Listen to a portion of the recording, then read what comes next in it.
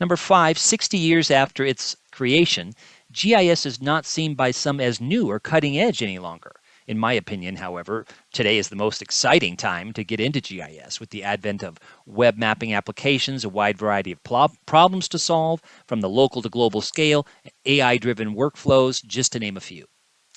Number 6, in some parts of the world and in some regions, changes in the economy and in unemployment rate affect some college enrollment. Traditionally, when economies are doing well, technical college enrollment declines as those segments in the population are already gainfully employed. Number 7, there is a continued lack of awareness of geospatial technology as a viable career path. It's still rather hidden, isn't it? Similar to an elevator where you get in, punch buttons, expect something to happen, and you don't think much about the technology behind it. That's kind of how GIS is. GIS is behind the scenes, like an elevator. GIS powers the electricity that you're using right now, your ride-shared fitness apps, your package delivery, how and what you ate yesterday, supply chains that resulted in the phone that you're holding and the clothes you're wearing, managing the bus that you will take tomorrow morning, and so much more. Number 8, a related concern voiced to me by faculty is when students don't find out about GIS until halfway through their undergraduate career, posing challenges to the student in terms of time to invest and their own finances. What if we worked on raising awareness about GIS earlier, before students even arrive on campus? My colleagues and I, through our active K-12 program, in collaboration with many of you, reading this or watching this, and other geo mentors, are doing all we can to support and promote spatial thinking throughout all of education and society. It is our hope that one result of these efforts will be that more students entering your fine educational institution will already know about GIS and want to pursue it on your campus. Others I know on campuses promote GIS through GIS Day events, campus sustainability offices and events, through their library, and by other means. Number 9, perhaps the lack of awareness stems in part from the relatively few jobs naming GIS in the job title. In my career, for example, I've been cartographer, geographer, adjunct faculty, and education manager. I've not had GIS ever in my job title, and the same is true for many in the profession.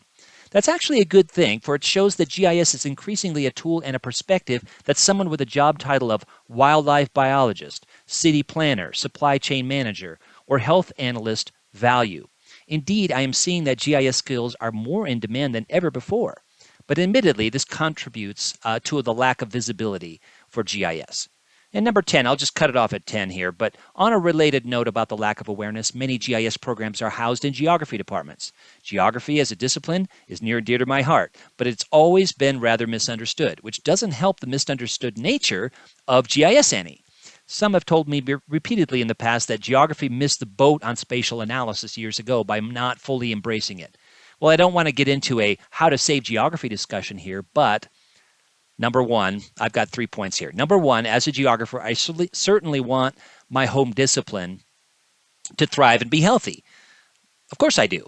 And no, I don't want GIS to be renamed to remove the geographic name, although I do like spatial data science as a name, but because to me, the geographic part is fundamental to its approach to problem solving. It is much more than using maps in analysis. Number 2, I feel it will benefit geography as a discipline by demonstrating to other disciplines across campus that geographic thinking is more important now than ever before, and that the whys of where, which many disciplines want to teach, is a set of perspectives, tools, and ways of thinking that geographers can take a leadership role in on their campuses. Number 3, more people will be getting into the field of geotechnologies from outside geography as part of the widening recognition that why, where matters, the spread of GIS into other IT tools and organizational workflows, and the advent of GIS to the web and requiring people with IT and coding backgrounds. I regularly teach GIS workshops where I ask for a show of hands, indicating how many participants came from a geography undergraduate or graduate school background. And the percent of attendees at these workshops indicating this background has been declining for several years. However, I believe that this widening diversity of backgrounds will strengthen the use of GIS across education and society, and again provide those with deep knowledge about GI science the platform to help others, those who don't have the time to take GIS courses but want to use some of the GIS tools. Those folks with a deep background can help those other folks to thoughtfully consider the choices they must make about database design, projection, symbology, classification, analysis tools, colors, and how to most effectively communicate with GIS tools such as web mapping applications, just to name a few ways they can assist. I'd also like to say this, folks. GIS is a disruptor. In education, GIS has always been a disruptive, barrier breaking way of thinking and a tool set. This makes it extremely valuable for encouraging critical and holistic thinking, but also sometimes presents a challenge to GIS. Why? Because GIS does not have one standard home in the curriculum, in departments, or in institutions. It can be effectively housed in many different programs in schools and can even be called different things: location analytics, geomatics, geotechnologies, health sciences, geomedia, GI systems, geovisualization, GI science, and by other names.